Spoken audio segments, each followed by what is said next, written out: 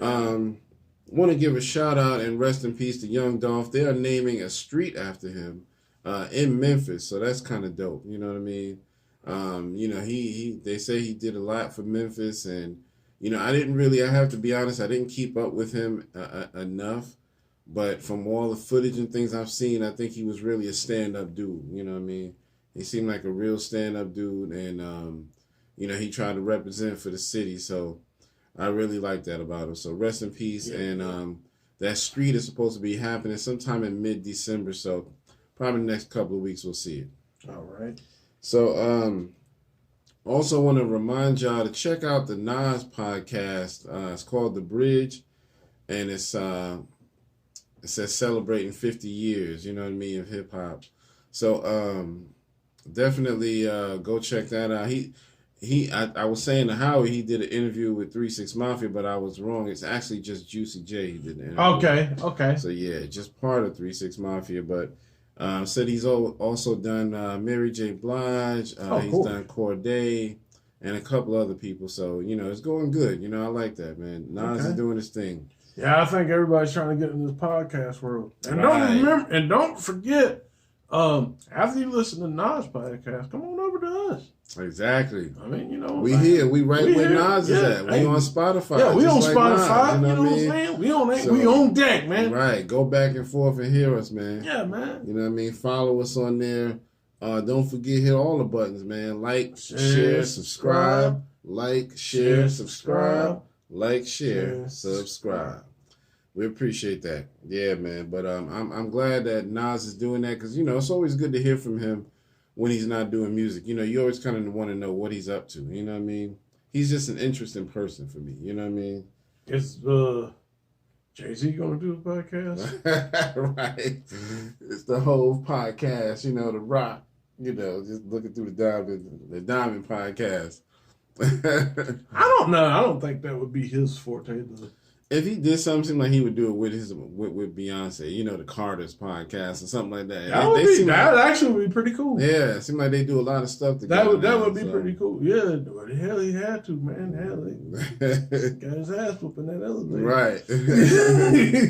he got to now. Yeah, man. Now I'm gonna shut up, man. Beyonce was like, if you felt my sister's wrath, you don't want my wrath. Trust me, bro. Yeah, I'm just gonna be quiet before I get up. Right. We really get our TV turned off. Yeah, that's what I'm saying. Because Hope can shut you down. Yeah, this nigga just popped up in my dreams. Right. That might be why, Anyway, thank y'all again to all of y'all who watching us, all three of y'all. All three. Also, my man Royce the 5'9", he just did a video the other day. It was either yesterday or the day before. And he basically was like, I want to be kind of transparent and just kind of do some elderly advice and talk to people. And so he pointed out Lupe Fiasco. He was like, yeah, me and you have had our differences, but nothing should stop our brotherhood. He was like, we might have some differences when it comes to friendship, but we still got to be part of a brotherhood. And so, no matter what happened, you can still come to me. And then he also said, I also want to give a message to 50 Cent. Recently, Madonna posted some picture where she was kind of laying on the ground on the floor and her butt was sticking up, and she had on some, outfit where you can really see almost her whole cheeks. And so, because she's older and she's got implants, so, her butt sticks out a little bit more.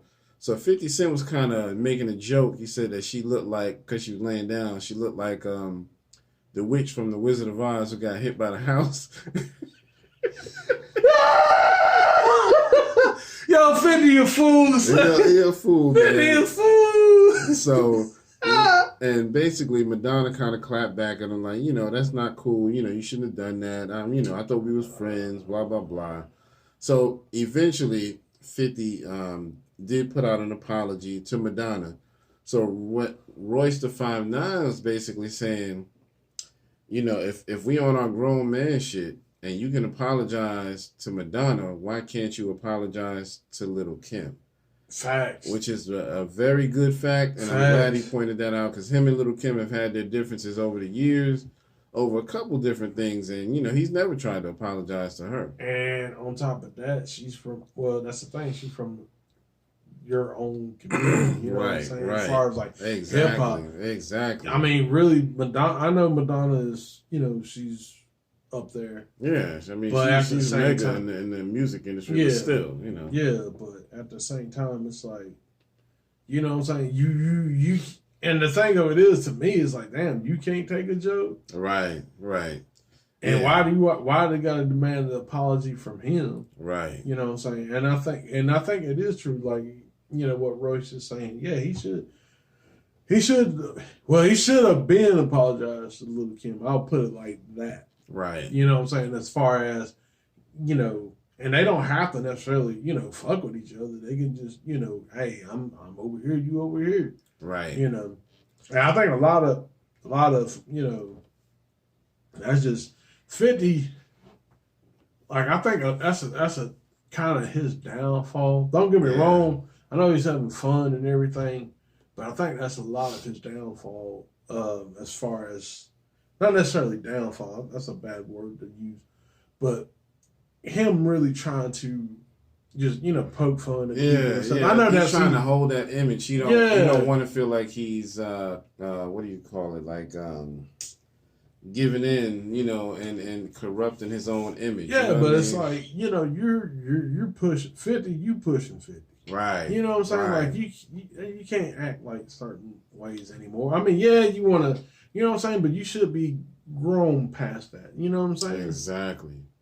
So yeah, I mean, I agree, man. I think that he kind of should apologize to Little Kim, and that's just my opinion. We can't force a grown man to do anything. But no. But when you think about it, if you're willing to do that for her, why can't you do it for this one over here who deserves it even more? Yeah, you know what I mean? Because that, at the end of the day, whether you like to admit it or not, 50, that's your sister. Yeah.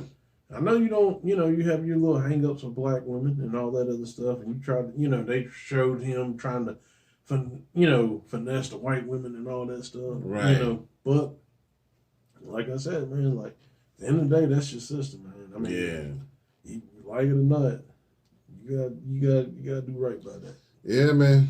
So y'all let us know what y'all think in the comments. You know what I mean? Should 50, apologize to Little Kim, or at least acknowledge something? You know what I mean? So I don't know. What do y'all think? We'll keep the conversation going as long as y'all want to. Yep. All right. So on to the next.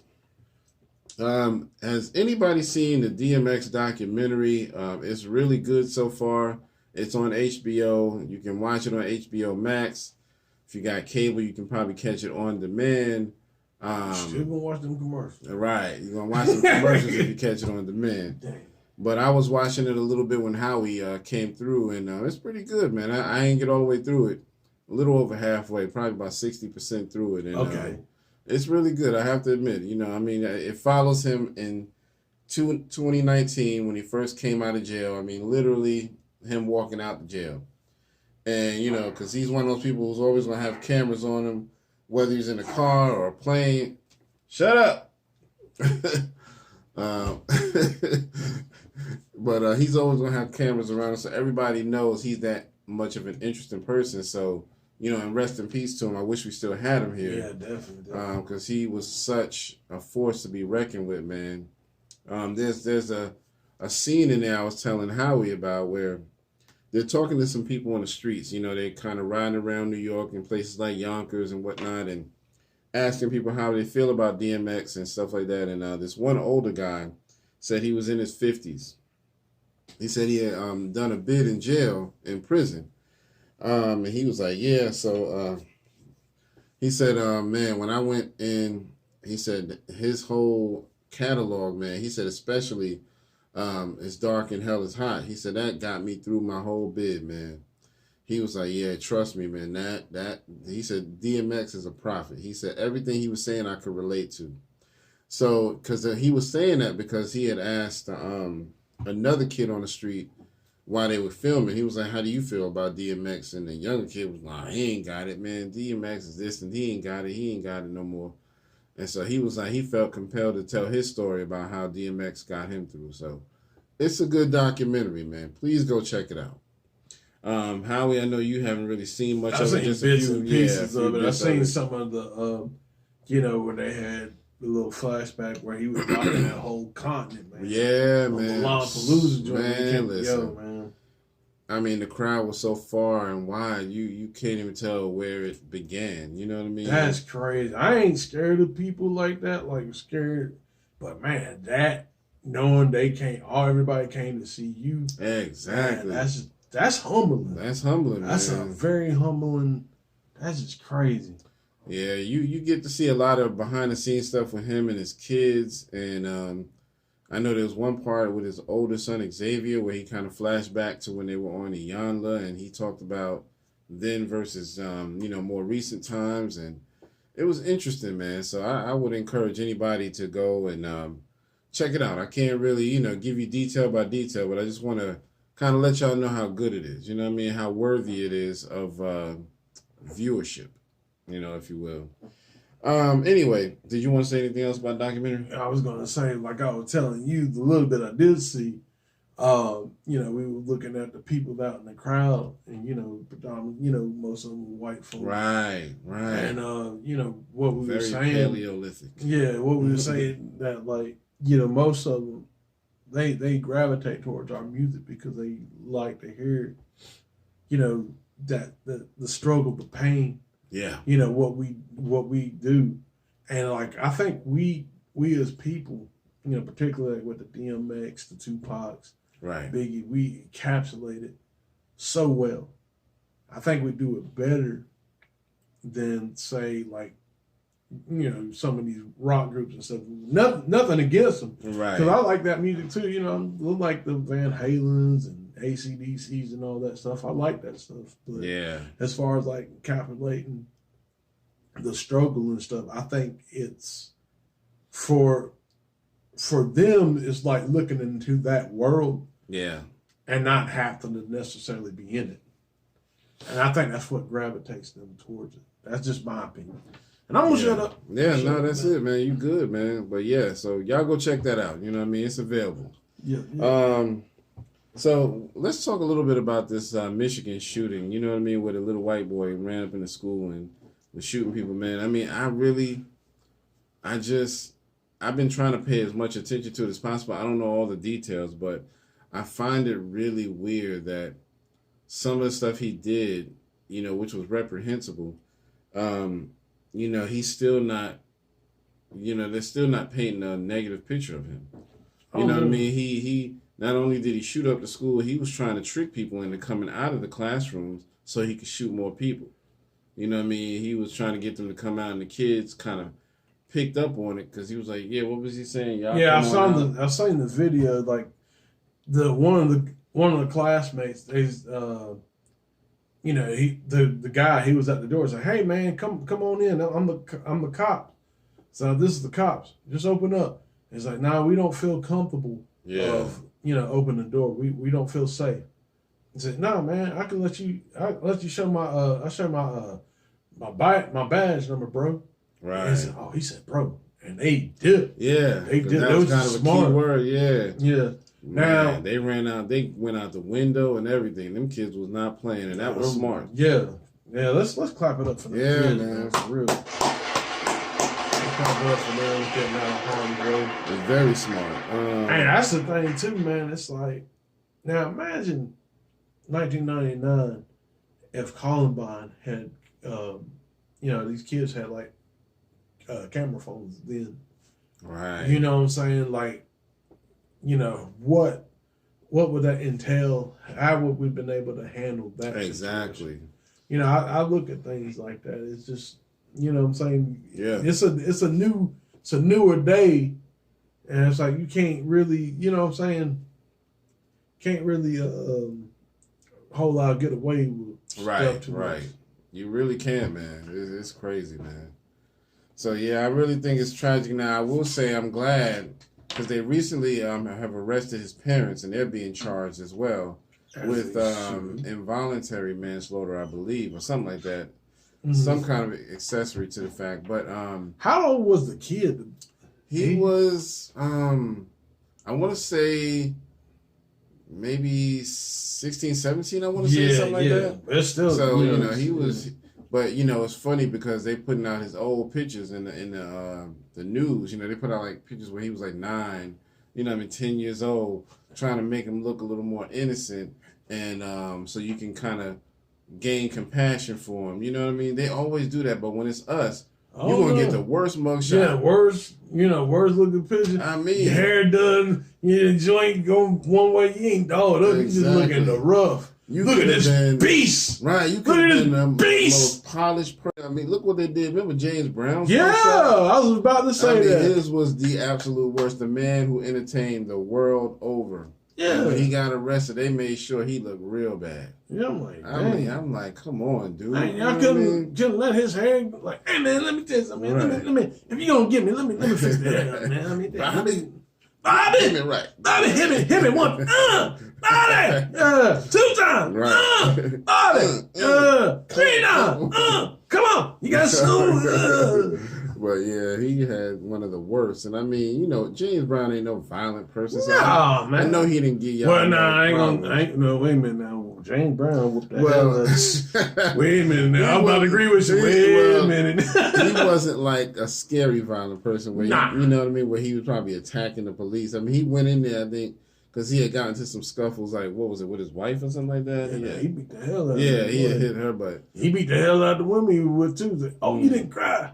You didn't cry when I was saying. Beat the hell out of him. So I'm just saying, in general, he wasn't a violent person. Like he was attacking everybody. Yeah. Like when they arrested him, he didn't fight back. You could tell he probably didn't fight back or none of that. He was just like, all right, whatever. Scared of people, and in the movie, he scared of regular stuff. Said that, hey, you in my bathroom? Came out there with a shotgun. You in my bathroom? Right. You in my bathroom? I got to go now. Exactly. But I'm just saying, man, it's so funny to me, man. They always try to get them worst mug shots. Man. Yeah, man. But yeah, man, I think, I'm glad they arrested this kid's parents and they're being charged because, I mean, they had just bought him the gun 4 days before this happened. And see, it's a tricky subject with that because, like I said, I know people that they had their kids learn, like they have their kids get guns. Right. And what I mean, like, right, and that's not the problem. Yeah, hunting and learn how to break them down and things like that. Yeah, I mean, him just owning a gun is not necessarily the worst thing in the world. Yeah. I mean, he was still a little young to probably have it, so that's probably why his parents had to buy it.